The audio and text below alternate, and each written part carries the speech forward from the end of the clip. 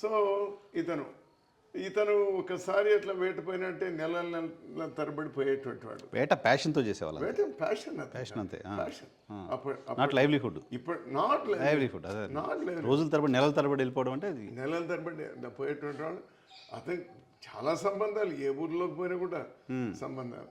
So ఇంకా వీళ్ళందరినీ వాళ్ళు పోషించేటువంటి బాధ్యత చివరికి మా నాన్నమ్మ మీదే పడింది. ఫ్యామిలీ 9 మంది సంతానాన్ని వదిలేసి వేటకెళ్ళేవాళ్ళు. వేటకెళ్ళేవాడు. Is a hero. Okay, hero. జల్సారా. జల్సా. So at the same time అతని మాట ఈ చుట్టుపక్కల ఎవరు ఏది పంచాయతీ జరిగినా, అది గట్టు పంచాయతీ కానీ, పొలం పంచాయతీ కానీ, భార్య భర్తలు కానీ, రంగే కూడా ఉండాలి.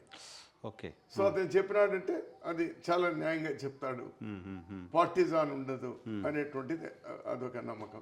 ఎనీవే ఆ విధంగా సాగింది. అతను వాళ్ళు పిల్లలందరూ కూడా చెప్పింది, అరే మీరు కలిసి ఉండండి, ఓకే, మీరు కష్టపడి పనిచేయండి, కలిసి ఉంటే కలదు సుఖం. So that is the line. ఎందుకంటే అతను చెప్పింది నేను వినలేదు. ఎందుకంటే అతను 52లో చనిపోయినా, నేను 57లో పుట్టిన. ఓకే. సో మా అన్నగారు, మా వాళ్ళు పెద్దవాళ్ళు ఉన్నారు, వాళ్ళు కానీ మా ఫాదర్ వాళ్ళు చెప్తున్నటువంటి దాన్ని తూచా తప్పకుండా పాటించారు.